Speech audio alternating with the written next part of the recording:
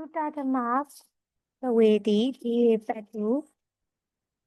အရှင်သီလာစာရတိတကူလာမင်းရေမေးဖြေမှတ်စုအပိုင်းနှစ်မေအဇိတယတိယဟန်များကမေကွန်းများမေးသည့်အချိန်တွင်မြတ်စွာဘုရားသတင်းသုံးသောနေရာကိုဖော်ပြပါဖြေအဇိတယတိယဟန်များကမေကွန်းများမေးသည့်အချိန်တွင်မြတ်စွာဘုရားသည်မကရတိုင်းရာဇဂိုမြို့အနီးပါတာနကနတ်ကွန်းကျောင်းတွင်သတင်းသုံးလေသည်မေဣတိအဓိပ္ပာယ်ကိုရှင်းပြပါဖြေဣတိသည်ယတိတရားဓမ္မကိုရှာဖွေသူမြတ်စွာဘုရားဟုအဓိပ္ပာယ်ရသည်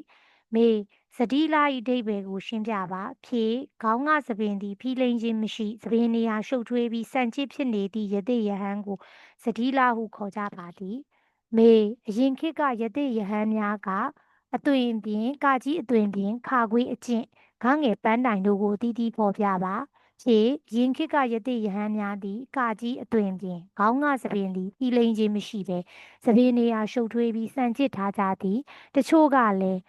မုတ်စိတ်မွေးနှင့်စံကျစ်ထားကြသည်မုတ်စိတ်မွေးကလည်းထူလက်၍ပင်ကတန်တာလို့ခေါ်သည်သွားမတိုက်ပဲတချေးထူဖြင့်နေကြသည်ခါခွေးအကျင့်မျိုးစုံကျင့်ကြသည်အင်မတန်ပင်ပန်းသည့်အကျင့်တွေကိုကျင့်ကြသည်လက်နက်တွေမဆောင်ကြတစ်သီးဖူများတခါတရံတွင်တစ်ခေါက်ကိုသွားနှင့်ခွာပြီးစားကြပြီးချိုးချိုးချံချံကြည်ညံကြိုးကုပ်အားထုတ်ကြပါသည်ဂငယ်ပန်းတိုင်သူတို့ဤပန်းတိုင်သည်မြမာဖြစ်ဖို့ဖြစ်သည်မြမာများဤတက်တန်းသည်အလွန်ရှည်သည့်အတွက်အဲ့ဒီမြမာတွေဟာအနေဆာထာဝရမအိုမနာမသေးလို့နေဆာထာဝရမအိုမနာမသေးလို့ယူဆပြီးအဲ့ဒီဘဝမျိုးဖြစ်ရန်ဥတီကျင့်ကြသည်မေ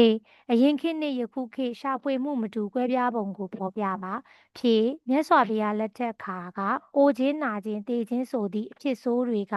လွတ်မြောက်ကြောင်းတရားကိုရှာဖွေကြသည်ယနေ့ခေတ်မှာတော့ရုပ်ဝတ္ထုတွေကိုရှာဖွေနေကြသည်ဤသို့ကွဲပြားခြားနားကြပါသည်မေလောကလူများကစိတ်ဖိစီးမှုများကို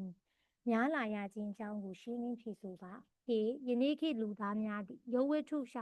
တွေရှာဖွေနေရခြင်းဖြစ်သည်ကားမရှိတဲ့သူကကားရှာ၏ကားရှိတဲ့သူကလည်းမော်ဒယ်မြင့်ကားရှာ၏ရုပ်ဝတ္ထုတွေကိုပဲပြိုင်ဆိုင်ရှာဖွေနေကြ၏ရင်းတို့ရှာဖွေခြင်းဖြင့်လောဘတွေကြီးတစ်ထက်ကြီးလာ၏ဒေါသတွေကြီးတစ်ထက်ကြီးလာ၏မောဟတွေကြီးတစ်ထက်ကြီးလာ၏ရင်းတို့အကုသိုလ်များ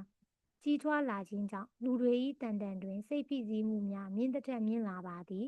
လောဘကြီးလာတော့လိုဘမပြည့်လိုချင်တာမရသည့်အခါရတဲ့နည်းနဲ့လုပ်မယ်ဆိုတဲ့စိတ်တွေမကောင်းတာကောင်းတာမစဉ်းစားမိမကောင်းသည့်နည်းဖြင့်စီးပွားရှာမယ်ဆိုတဲ့စိတ်တွေဖြစ်လာသည့်အခါရှာတိုင်းလည်းမရသည့်အခါဒေါသတွေဖြစ်လာပြီးစိတ်ဖိစီးမှုများဖြစ်လာကြသည်